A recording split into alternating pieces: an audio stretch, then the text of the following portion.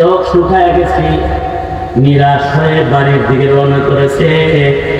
জঙ্গলের পাশ দিয়ে হাঁটতেছে, তো দেখে জঙ্গলের ভেতর থেকে তার ঈশায় ইবাদত বন্দেগী শেষ কইরা বাঘের পিঠে সওয়ার হইয়া বাঘের ঘোড়া বানায়া একটা বিষাক্ত সাপকে চাবুক বানায়া বাঘের পিঠে সওয়ার হয়ে আসতেছে। সামনে আইসি কয়, হুজুর কেরামতি সব বাঘের উপরে দেখাইছেন, ঘরে দেখাইতে পারেন নাই। বাঘ গেছিলাম হুজুর, আপনারা যে হালাতে দেখাইছি তাতে কি যে দশা,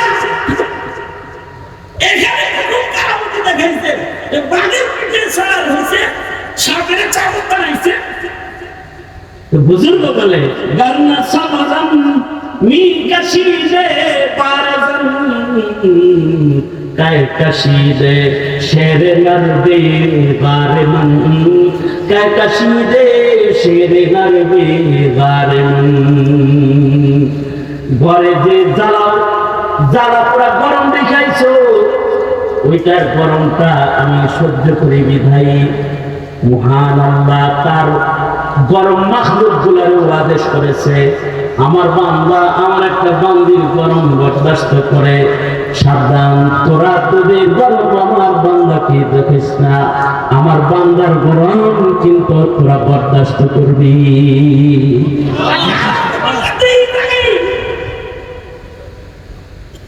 এইরকম বিবি কেন পালি জানো? এইরকম বিবি পালি বহু কারণ, তার ভেতরে একটা কারণ হলো আমি তার উপরে রহম করি, তার বরদাস্ত করি, তার অত্যাচার বরদাস্ত করি, এর দ্বারা আল্লাহ তাআলা আমার দরজা বুলন্দ করে। আর একটা কারণ হলো ঈমান হলো নিজের জন্য যেটা পছন্দ করা, ভাইয়ের জন্য এটা পছন্দ করা, এটার নাম হলো ঈমান।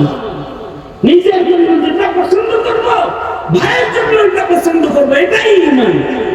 আর নিজের জন্য যেটা অপছন্দ করব, ভাইয়ের জন্য এটা অপছন্দ করব। এইরকম বিবি আমি আমার জন্য অপছন্দ করি, তাই এইরকম বিবি আমার অন্য ভাইয়ের জন্য অপছন্দ করি। আমি তালাক দিলে কোনো না কোনো ভাইয়ের ঘরে তো যাইব, যায় তো হেরেও খাইব। এই জন্য আমার ভাই নিরাপদে থাকো, তার যাতনাটা আমি বরদাস্ত করে যাই। এই বরদাস্তের দ্বারা আল্লাহর কাছে ঈমানের লিস্টে নাম লেখা যায়। এই চিন্তা। আর একটা বিষয় হলো, আসলে দিলের মালিক আল্লাহ। দিলের মালিক কে? আল্লাহ। জোরে আওয়াজ করে বলেন, দিলের মালিক কে? আল্লাহর কাছে আমি দোয়া করবার লাগছি, আল্লাহ এই টেরাটারে সুন্দর বানাও। আল্লাহ যদি সুন্দর বানায় ফেলায় তাহলে তার কল্পন লাগে না। আল্লাহ তাআলা যদি দোয়া কবুল করে তাহলে টেরাকে সুন্দর বানায়। হযরত আবু হুরায়রা এসে আল্লাহর রাসূলকে বলে, ওগো আল্লাহর নবী, বাদ দিলে আমার মা অনেক রাগ করে, আমরা পিতায় যন্ত্রণা দেয়, যাতনা দেয়। ওগো আল্লাহর নবী, মায়ের অত্যাচার ঘরে আমার সহ্য হয় না। আল্লাহর নবী, আমি আপনার শাগরেদ আবু হুরায়রা আপনার কাছে আমার মার জন্য একটু দোয়া চাইতাছি, আপনি একটু আমার মায়ের জন্য দোয়া করে দেন। আমার মায়ের দিলটাকে যেন মহান আল্লাহ নিজের হাতে যেন পাল্টায় দেয়। আমার মাঝে আমি ঈমান আনার কারণে, আপনার কাছে আসার কারণে আমার উপরে অত্যাচার করে, আমার মায়ের যেন এই অত্যাচার গুলা আমায় না করে, আপনি একটু দোয়া করে দেন। চোখে পানি লইয়া শাগরেদ আবু হুরায়রা যখন উস্তাদের কাছে, নবীজির কাছে মায়ের জন্য দিল পাল্টানোর দোয়া, দিলকে ঘুরাইবার দোয়া যখন চাইছে, মায়ের ইমানদার বানাইবার দোয়া চাইছে, আল্লাহর রাসূল আবু হুরায়রার চোখে মুখে হতাশা দেখে আল্লাহর নবী দোয়া করতেছে, ও আল্লাহ আমার আবু হুরায়রার মাকে আপনি দিল পাল্টায় আপনার দিকে করে নেন, তাকে আপনি দৌলতে ঈমান দান করেন। হযরত আবু হুরায়রা বলেন, নবীজি একদিক দিয়ে দোয়া করলো আর আমি আরেক দিক দিয়ে দৌড় দিলাম। আমি চিন্তা করলাম যে যাই দেখি আমার ঘরে আল্লাহর রাসূলের দোয়া আগে যায় নাকি আমি আবু হুরায়রা আগে যাই। হযরত আবু হুরায়রা বলেন, আমি দ্রুত দৌড়ে কিন্তু ঘরে যায় দেখি ঘরের ভেতর থেকে পানির আওয়াজ পাওয়া যায়। মা মা বলে ডাকলাম, আমার মা ঘর থেকে নরম গলায় কথা কয়, বাবা আবু হুরায়রা আসছো নাকি রে বাবা, একটু অপেক্ষা করো, আমি তোমার মা গোসল করতেছি। হযরত আবু হুরায়রা বলেন, আমি আমার বাড়ি পৌঁছার আগে নবীর দোয়া আমার বাড়ি পৌঁছায় গেছে। আমার মায়ের দিলকে আল্লাহ তাআলা ঘুরায় দিয়েছে।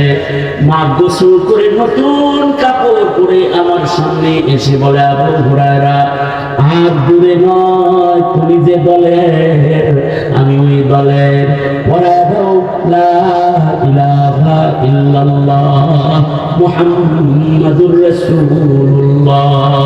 আমি সাক্ষ্য দিতেছি আবু হুরায়রা, আশহাদু আল্লা ইলাহা ইল্লাল্লাহ ওয়া আশহাদু আন্না মুহাম্মাদান আবদুহু ওয়া রাসূলুহু। দোয়া হাসিল করে অস্ত্র দিয়ে উঠতে হয় না, দোয়া দিয়ে যেতে হয়। ক্ষমতার বাহাদুরি দিয়ে করতে হয় না, দোয়া দিয়ে যেতে হয়। জেলখানায় যখন ছিলাম, শেষ রাত্রিতে উলামায়ে কেরাম যখন আল্লাহর কাছে দোয়া করত, হে আল্লাহ, এই আমরা মজলুম, আমাদের উপরে যে জুলুম করেছে, আমরা নাইতে পারি, আমরা দুর্বল, আমরা অস্ত্রহীন, আমরা নিরস্ত্র, হে আল্লাহ, আমাদেরকে আপনি মদদ করেন। উলামায়ে কেরামের দোয়াকে আল্লাহ তাআলা এমনভাবে কবুল করেছেন যে আলেমদেরকে মসজিদের মিম্বর থেকে বাইরে যেতে হয় নাই। জালেমদেরকে জেলে বাধ্য করেছে, তারা দেশ ছেড়ে পালিয়ে যেতে বাধ্য হয়েছে।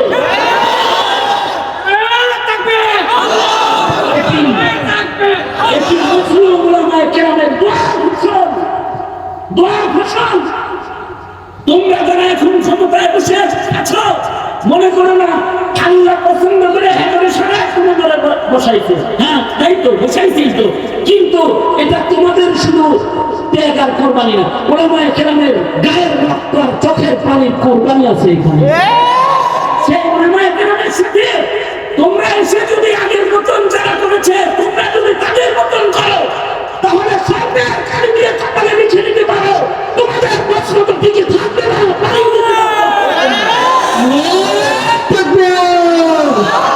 মুহতারাম হাজিরিন, কারণ দোয়া অসাধ্য সাধন হয়। এই বুজুর্গ বলে, তালাক দিয়ে বাইরে দিয়ে লাভ কি? আমি দোয়া করতেছি, হে আল্লাহ, আপনি আমার বউর দিলদারে ভালো বানায় দেন। হযরত হাকিম মুহাম্মদ থানভী রাহমাতুল্লাহ আলাইহি লিখেছেন, এই বুজুর্গের বউ শেষ বেলায় ভালো হয়ে এমন খেদমত এই বুজুর্গের করেছে যে শেষ মুহূর্ত পর্যন্ত তার বিবি তার খেদমত করেছে। অর্থাৎ বিবির দিলটা ঘুরাইছে কি আল্লাহ।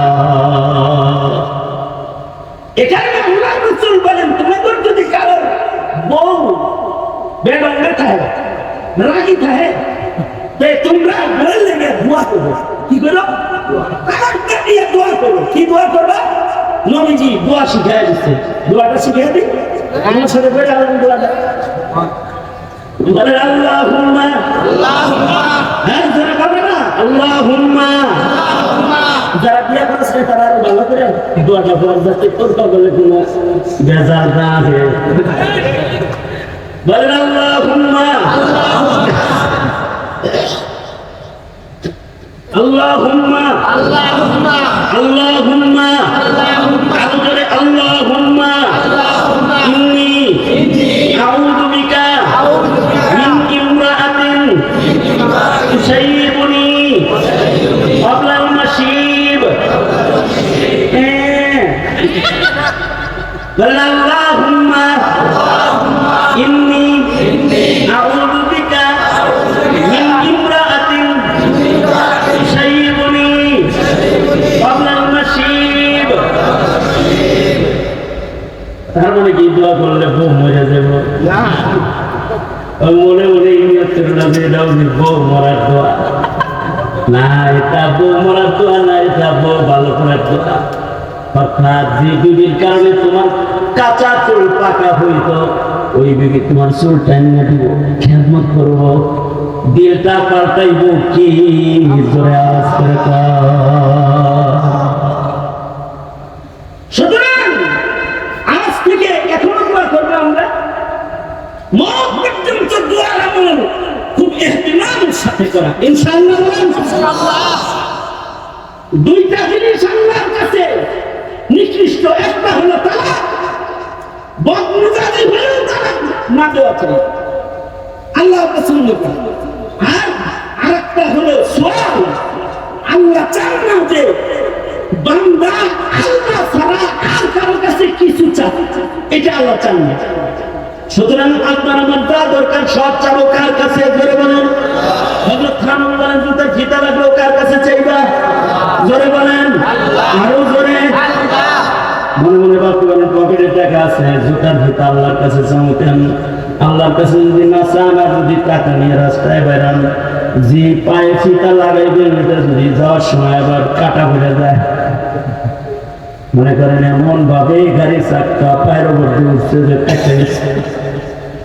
রাস্তা পার হইতে যে আপনি যে ট্রেনের কথাগুলো না ডাক্তার দিয়ে ট্রেনের নিচে আলাই দিছে আমার কাছে যেহেতু চাষ না তাহলে পা ডাক ট্রেনের নিচে রেখে যদি আল্লাহর কাছে না চাও তাহলে পকেটে পিতা কিনা টাকা থাকবে কিন্তু দেখবার সাথে পা থাকবে না বহু মানুষ আছে যারা পা লইয়া বাইরে গেছে কিন্তু পা সহ ঘরে আসতে পারে নাই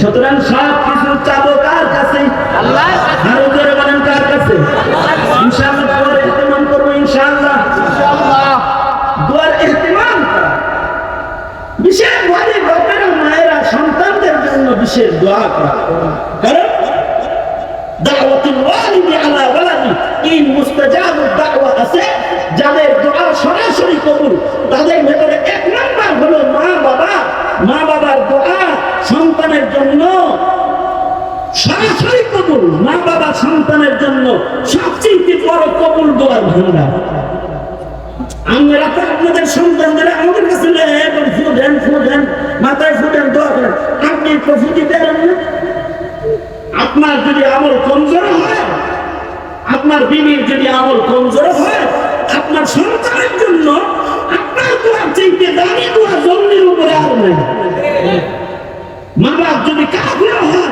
তাও মা বাবার দোয়া সন্তানের জন্য কবুল মা বাবার দোয়ায় মুস্তাজাব এই কারণে মা বাপ বদদোয়া দিলে বদদোয়া কবুল হয় আল্লাহ রাসূল সতর্ক করার জন্য হযরত জুরাইজের গল্প শোনাইছেন নবীজি নিজে জুরাইজের মা বদদোয়া দিছিল ওই বুজুর্গ আল্লাহর পেয়ারা আমাদের খাস কিন্তু মা বাবার বদদোয়া লেগে গেলে এটা ঠেকান যায় না মা বদদোয়া করছে জুরাইজ তার বুজুর্গি দিয়ে মার বদদোয়া ঠেকাইতে পারে না এই কারণে মায়েরা যারা আছেন বাবারা যারা আছেন সব সময় মা বাবা সন্তানের জন্য দোয়া করবেন সন্তানেরা মা বাবার জন্য দোয়া করবেন হযরত জাবের থেকে রিওয়ায়াত দুই সময় সরাসরি বান্দার দোয়া কবুল হয় শেষ রাত্রিতে সব মানুষ যখন ঘুমায় যায় তখন 2 রাকাত নামাজ পড়ে যখন বান্দা আল্লাহর কাছে দোয়া করে তো বান্দার দোয়া সরাসরি কবুল হয়ে যায় আর ফরজ নামাজ আদায় করে ফরজ নামাজের পরে যদি বান্দা কোনো দোয়া করে সে দোয়াও কবুল হয়ে যায় কোরআন তেলাওয়াত করে দোয়া করলেও কবুল হয় ওয়াজ শুনে দোয়া করলেও সে দোয়া কবুল হয় সাদাকা করে দোয়া করলে দোয়া কবুল হয় সকল নেক আমলের পরে কিন্তু বান্দার দোয়া কবুল হয় এতক্ষণ বয়ান শুনছেন একটা নেক কাম এখন তো দোয়া কবুল হবে তাই দোয়া করব আর নামাজ পড়ে দোয়া করব নামাজের ওয়াক্তে দোয়া কবুল হবে নামাজ পড়ার পরে নামাজ পড়বেন এবং ফরজ নামাজ পড়ে দোয়া করবেন দোয়া সরাসরি কবুল ইনশাআল্লাহ নামাজ আর কাজা করব না ইনশাআল্লাহ বলেন ইনশাআল্লাহ কারা কারা তোমরা তো বলেন ইয়া আল্লাহ আর নামাজ কাজা করব না নামাজের পরে দোয়া করব নামাজের পরে দোয়া কি হয় বলেন ইয়া আল্লাহ ইনশাআল্লাহ তাহাজ্জুদ করব ইয়া আল্লাহ তৌফিক দান করেন কারণ তাহাজ্জুদের পরে কি দোয়া কবুল হয় কোরআন তেলাওয়াত করবো, কোরআন তেলাওয়াতের পরে দোয়া কবুল হয়, সাদকা করলেও দোয়া কবুল হয়। সুদা করেন না সারা দেন মোট করেন ছাড়েন আবার ধরেন, হ্যাঁ ভালো করে ধরেন, ভালো করে ধরেন, ধরে নেন ধরে নেন। সরকার পরে কি হয়? দোয়া কবুল হয়। যেহেতু সরকার পরে দোয়াটা কবুল হয়, এখন যে একটু দোয়াটা হবে, নবীর ঘরের সরকার চাইতে দামি সরকার কি আছে? নবীর ঘরে যদি সরকার করে একটা সবচেয়ে দামি সরকার পকেটে আসবে।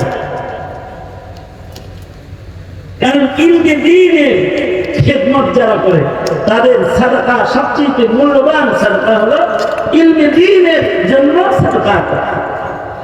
ইলমের হিফাজত আল্লাহর কাছে সবচেয়ে প্রিয় কাজ।